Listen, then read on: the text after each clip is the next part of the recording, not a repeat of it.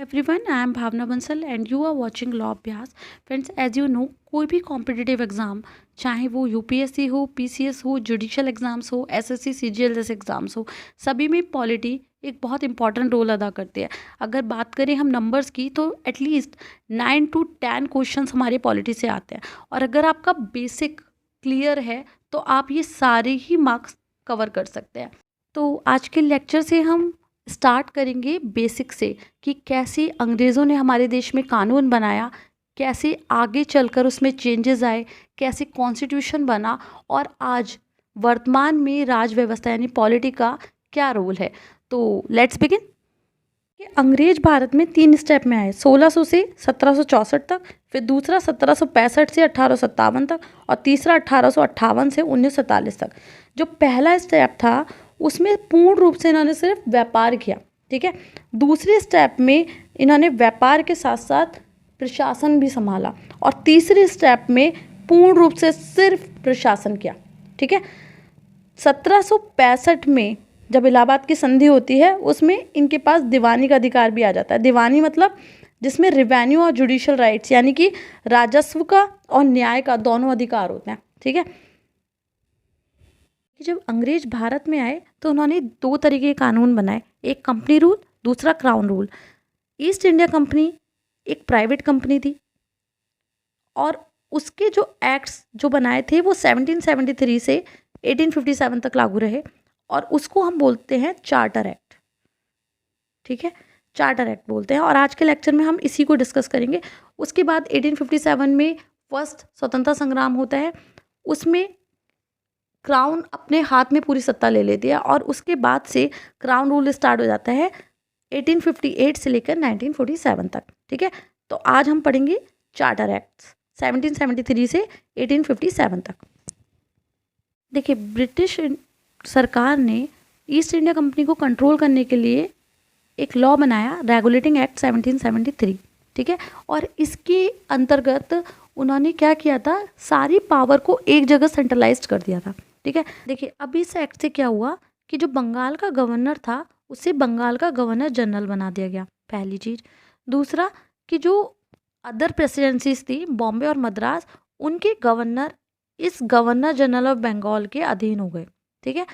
और इसको एक एग्जीक्यूटिव काउंसिल यानी कार्यकारिणी परिषद दी गई 4 मेंबर्स की, ठीक है। 4 मेंबर्स की एक कार्यकारिणी परिषद दे दी गई। और क्या हुआ कि जो सुप्रीम कोर्ट थी उसको इस्टेब्लिश किया गया इस एक्ट के तहत, जिसमें एक चीफ जस्टिस और 3 अदर जजेस को अपॉइंट किया गया, ठीक है। नेक्स्ट एक्ट आया सेटलमेंट एक्ट 1781। ये जो एक्ट था ये रेगुलेटिंग एक्ट 1773 की कमियों को दूर करने के लिए लाया गया। देखिए, इनका अल्टीमेट पर्पस था अपने आप को सुप्रीम बनाना। इन्होंने उसके लिए सुप्रीम कोर्ट एस्टैब्लिश की 1773 में, ठीक है। अब ये सुप्रीम कोर्ट ही इनको सप्रेस करने लगी थी कई जगहों पर, ठीक।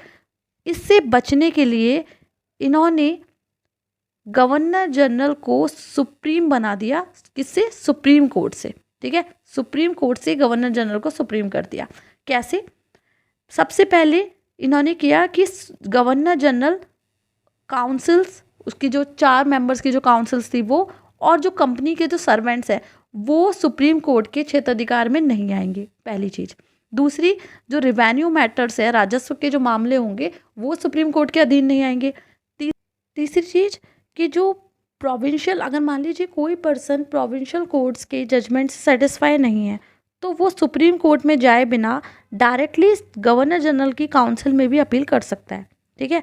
और जो कैलकाटा के निवासी हैं उन पर भी सुप्रीम कोर्ट का ही क्षेत्राधिकार होगा। लास्ट, गवर्नर जनरल की जो काउंसिल है वो प्रोविंशियल कोर्ट्स और उनकी काउंसिल के लिए भी रेगुलेशंस बना सकती है, ठीक है। देखिए, नेक्स्ट एक्ट आया पिट्स इंडिया एक्ट 1784, ठीक है। अब कंपनी के पास मोस्टली 2 ही तरीके के मामले आते थे, या तो व्यापार से रिलेट या फिर पॉलिटिक्स से रिलेट। व्यापार के मामलों को डील करने के लिए उन्होंने बनाया कोर्ट ऑफ डायरेक्टर। कोर्ट में जैसे अगर मान लीजिए कोई व्यापार से रिलेटेड या बिजनेस से रिलेटेड अगर कोई डिस्प्यूट क्रिएट होता तो हम कहाँ जाते हैं, कोर्ट ही तो जाते हैं, ठीक है। तो व्यापार को डील करने के लिए बनाया कोर्ट ऑफ डायरेक्टर और पॉलिटिक्स से रिलेटेड मैटर्स को डील करने के लिए बनाया बोर्ड ऑफ कंट्रोल, ओके। और जो एरियाज कंपनी के क्षेत्र के अधिकार में आते थे, ठीक है, जो एरिया कंपनी के अधिकार में आते थे उसको भारत में ब्रिटिश की संपत्ति कहा जाने लगा। ये ध्यान रखिएगा, ये दोनों ही पॉइंट बहुत इंपॉर्टेंट है।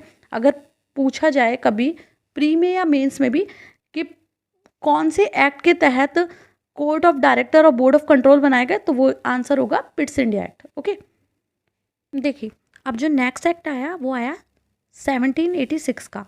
इस टाइम पर ये जो पर्सन है कॉर्नवालिस, ये गवर्नर जनरल ऑफ बंगाल बन चुके थे, ठीक है। इन्होंने गवर्नर जनरल ऑफ बंगाल बनने से पहले दो शर्तें रखी। पहली कि मैं कमांडर इन चीफ बनूंगा, और दूसरी कि अगर मेरे डिसीजन और मेरी जो काउंसिल है उनके डिसीजन के बीच में अगर कोई मतभेद होता है, ठीक है, तो मेरा जो डिसीजन होगा वो फाइनल माना जाएगा।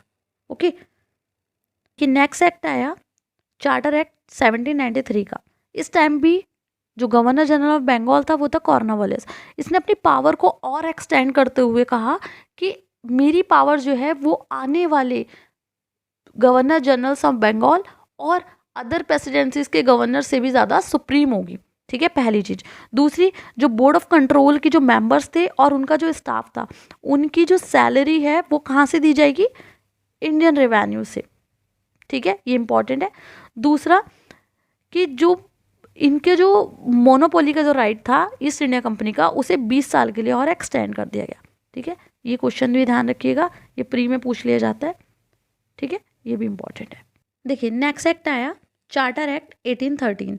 इस एक्ट के तहत ईस्ट इंडिया कंपनी की मोनोपोली चाय और चाइना से छोड़कर बाकी सब जगहों से ख़त्म कर दी गई, ठीक है। और इसी एक्ट के तहत मिशनरीज भारत आई, ठीक है। उनका क्या काम था कि भारत में लोगों को ज़्यादा से ज़्यादा ईसाई धर्म में कन्वर्ट करना, ठीक है। तो ये भी ध्यान रखिएगा कि इसी एक्ट के तहत मिशनरीज को जो है वो भारत में लेकर आया गया था, ठीक है। देखिए नेक्स्ट एक्ट आया चार्टर एक्ट 1833 का। जैसे हमने देखा था कि 1773 का जो एक्ट था उसमें सेंट्रलाइजेशन के लिए पहला कदम उठाया गया था। जो गवर्नर था बंगाल का, उसे बंगाल का गवर्नर जनरल बना दिया गया था।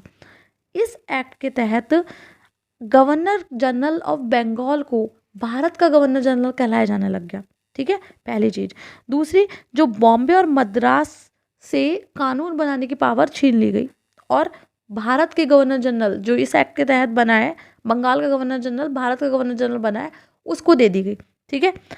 इस ही एक्ट के तहत क्या हुआ कि जो पहले के इससे एक्ट थे उनको, जो इनसे पहले के कानून थे उनको रेगुलेशन, और इससे बाद के कानूनों को एक्ट कहलाया जाने लग गया, ठीक है।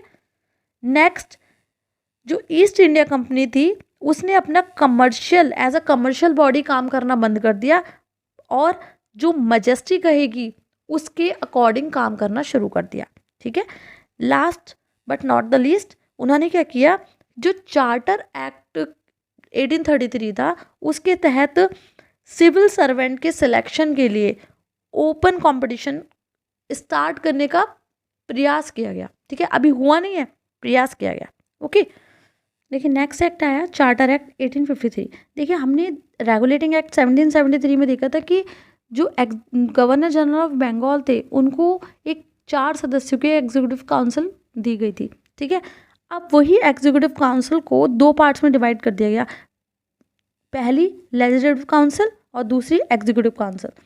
जो लेजिस्लेटिव काउंसिल थी उनका काम था कानून बनाने का, ठीक है। एग्जीक्यूटिव काउंसिल का काम क्या था, उसका एग्जीक्यूशन कराना, जो कानून बना है उसका एग्जीक्यूशन कराना। पहली बार लेजिस्लेटिव काउंसिल में भारत के लोगों को रिप्रेजेंट किया गया, ठीक है, भारतीय लोगों ने भी उसको रिप्रेजेंट किया। और साथ ही साथ इसमें 6 सदस्यों की ये लेजिस्लेटिव काउंसिल बना, जिसमें से 4 जो थे वो लोकल गवर्नमेंट से थे, मद्रास, बॉम्बे, बंगाल और आगरा से, ठीक है। एग्जीक्यूटिव काउंसिल को वैसे का वैसे ही रखा गया, ठीक। और लास्ट में इस एक्ट में क्या किया गया, ओपन कॉम्पिटिटिव एग्जाम स्टार्ट किए गए सिविल सर्वेंट्स के, ठीक है। और इसी में ही मैकॉले समिति यानी मैकॉले कमेटी का भी नियुक्त किया गया, ठीक है। देखिए ये जो एक्ट था ये हमारा कंपनी रूल से रिलेटेड था ये लेक्चर। अब हमारा जो नेक्स्ट लेक्चर होगा वो रिलेटेड होगा कैसे क्राउन रूल आया और उस टाइम पर किस तरीके से लॉ एंड ऑर्डर मेंटेन किया गया। ठीक है, तो अगर आपको हमारा ये प्रयास अच्छा लगा तो please like share and subscribe my channel. Thank you so much.